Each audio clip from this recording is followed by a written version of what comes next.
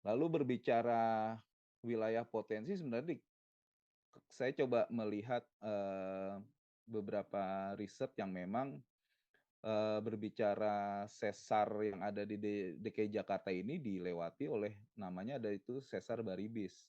Mungkin kalau Bapak Ibu lihat ini patahan jalur sesarnya dan ini lebih kepada, eee, exposure ataupun keterpaparan dari apabila memang, gempa ini bersumber dari sesar Baribis. Dan saya coba me me me ya me-overlay ini secara sederhana saja bahwa ya kalau berbicara wilayah kawasan Kalibata City, lokasinya di seperti ini, tidak menutup kemungkinan kita akan merasakan getaran ataupun merasakan guncangan apabila memang patahan dari sesar Baribis ini terjadi. Kita ya sampai dengan saat ini belum pernah ada teknologi yang dapat memperkirakan kejadian gempa itu akan terjadi, seperti itu. Nah, ini mungkin perlu untuk diketahui juga oleh Bapak Ibu bahwa kita ternyata enggak aman-aman banget ternyata di wilayah Kalibata City. Kalaupun kita lihat di wilayah patahannya sendiri memang cukup jauh, tapi paling tidak ketika berbicara mengenai, eee, exposure ataupun keterpaparannya, bisa jadi ini akan menjadi, terkena juga untuk di wilayah kawasan Kalibata City. Dan mungkin nggak menutup kemungkinan untuk wilayah lainnya yang memang dilalui oleh patahan sesar Baribis ini. Nah, lalu berdasarkan karakteristik bahaya potensial, kalau tadi kita melihat gempa bumi dan juga kebakaran unit itu yang memang sering terjadi, mungkin ada beberapa karakter yang mengindikasikan mengenai dari, frekuensi kejadiannya, lalu jenis timbulnya bahaya, sumber bahayanya, hingga faktor risiko. Kalau berbicara gempa bumi ya memang frekuensi kejadiannya mungkin jarang terjadi. Namun sewaktu-waktu ini secara tiba-tiba, eee, terjadi dan ini juga fenomena alam dan juga faktor risikonya ya karena konstruksi bangunan ataupun bangunan itu sendiri. Nah, berbicara kebakaran unit, frekuensi kejadiannya ini mungkin sering terjadi meskipun seperti yang tadi disampaikan oleh Mas Lukman, ada kejadian kebakaran, ternyata nggak tahu tetangga sendiri ada yang kebakaran, taunya dari luar. Nah, ini menjadi penting juga untuk kita, pahami bersama. Nah, jenis timbulnya bahaya ini secara perlahan namun membesar, dengan, ya kembali lagi jika memang ini dipengaruhi oleh faktor-faktor zat lain yang memang mempercepat, eee, kebakaran itu terjadi. Sumber bahaya ya karena ulah manusia itu sendiri, kelalaian dan lain sebagainya. Faktor risikonya ada asap, api, material, bahan material atau bahan bakar yang memang mudah terbakar, gitu. Nah, lalu ngomongin kesiapsiagaan bencana, sebenarnya apa sih kesiapsiagaan bencana itu sendiri? Mungkin kalau merujuk kepada undang-undang, kembali lagi ke Undang-Undang 24 tahun 2007 mengenai penanggulangan bencana, kesiapsiagaan bencana yaitu sebuah rangkaian kegiatan yang dilakukan sebagai upaya untuk menghilangkan dan atau mengurangi ancaman bencana seperti itu. Jadi lebih kepada rangkaian kegiatan-kegiatan yang dapat dilakukan baik itu secara individu, secara komunitas ataupun secara eh, ruang lingkup paling kecil di keluarga seperti itu. Jadi kesiapsiagaan bencana adalah sebuah rangkaian yang dilakukan untuk mengurangi ancaman dari bahaya yang ada di wilayah atau kawasan tersebut. Nah, di sini ada beberapa upaya identifikasi yang mungkin secara sederhana saya coba petakan terkait dengan kesiapsiagaan bencana. Berbicara kesiapsiagaan di komunitas, paling tidak ada pendataan warga mengenai yang tadi itu, jumlah warga yang ada, kelompok rentan dan lain sebagainya, ini bisa, bisa bisa menjadi salah satu pertimbangan. Dan juga memastikan ketersediaan perlengkapan dan peralatan tanggap darurat. Apakah kita sudah yakin dengan perlengkapan dan peralatan tanggap darurat yang ada di kawasan hunian rumah susun ataupun apartemen yang dihuni oleh Bapak Ibu sudah memang sesuai dengan standar yang berlaku dan memang dapat diaktifkan seperti itu yang bisa kita lakukan. Lalu mengaktifkan atau menguatkan forum warga. Paling tidak ada komunikasi yang terus dibangun dalam hal kesiapsiagaan bencana. Melakukan sosialisasi, mungkin kegiatan kita sore hari ini atau siang hari ini juga merupakan salah satu upaya untuk mensosialisasikan kepada warga untuk upaya kesiapsiagaan. Lalu mendapatkan pelatihan mengenai kebencanaan, keselamatan, keamanan, mungkin lebih kepada pertolongan pertama. Sebenarnya apa sih yang bisa dilakukan untuk pertolongan pertama yang dilakukan oleh warga ketika ada tetangganya yang mungkin terluka, ada kejadian yang mungkin dari faktor kesehatan terganggu dan sebagainya. Mungkin ini bisa kita upayakan untuk bisa mendapatkan pengetahuan ataupun keahlian dalam rangka meningkatkan kapasitas bagi warga itu sendiri. Lalu memastikan tersedianya rambu, peringatan, jalur evakuasi, dan tempat berkumpul yang aman.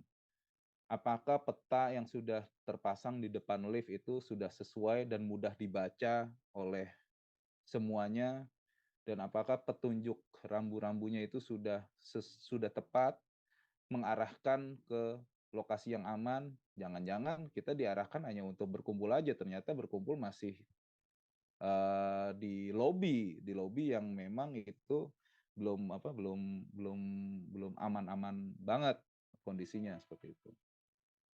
Lalu tangga darurat yang tersedia dan aman. Apakah pada saat Bapak Ibu turun menggunakan tangga darurat, anak tangganya itu sudah sesuai dengan kondisi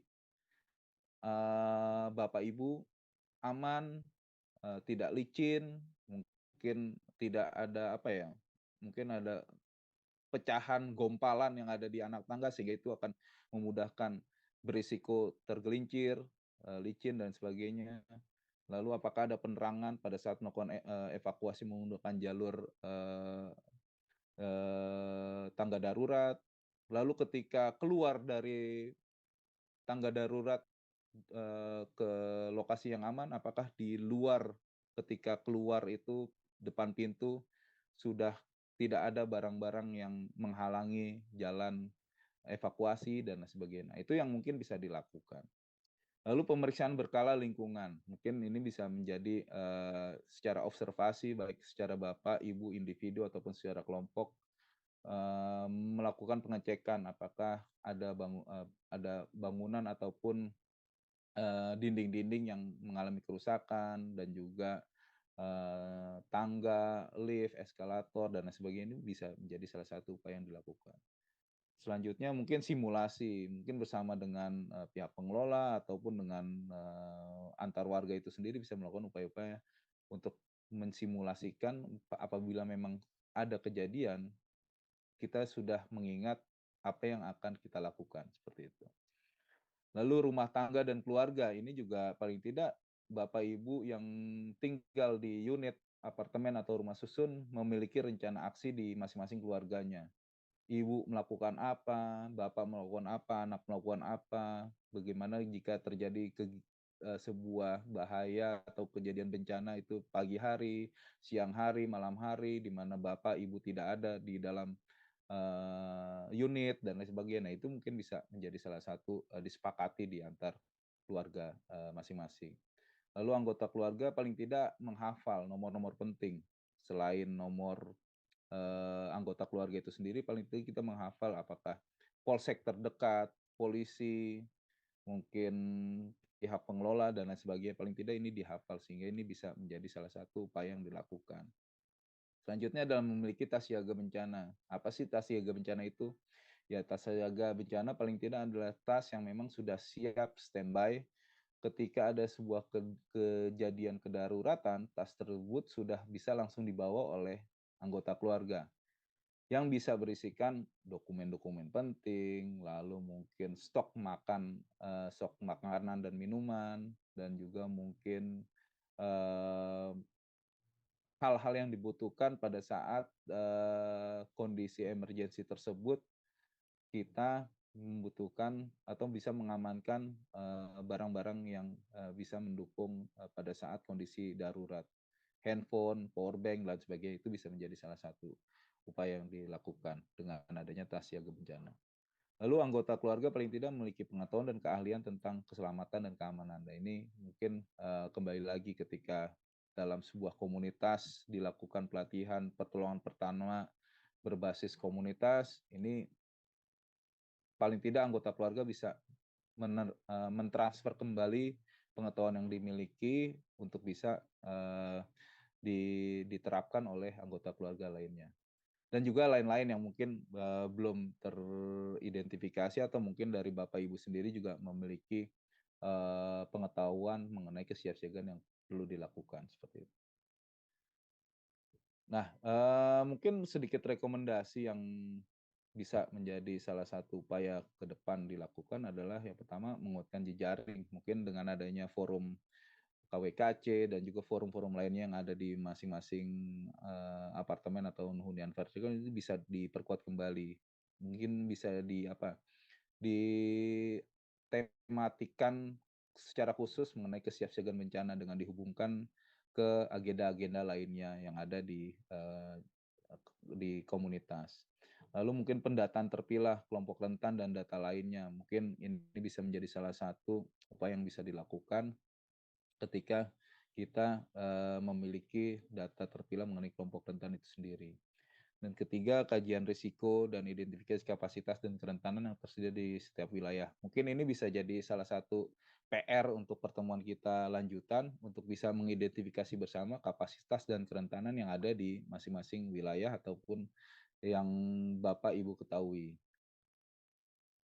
Berkoordinasi dengan pihak pengelola, pemerintah, dan lembaga lain yang memiliki kapasitas dalam penguatan. Saya pikir, dengan adanya pertemuan kita, siang hari ini juga menjadi salah satu, upaya yang dapat dilakukan dan bisa dilakukan keberlanjutan di kemudian hari sehingga, kapasitas dari Bapak, Ibu sebagai warga itu juga bisa meningkat dan juga ada upaya-upaya lain secara secara sistematis seperti, kerjasama dengan kalau tadi sudah ditawarkan oleh forum PRB bersedia, saya pikir ini, menarik juga untuk bisa direspon positif dan juga dari teman-teman EPBI dan lain sebagainya.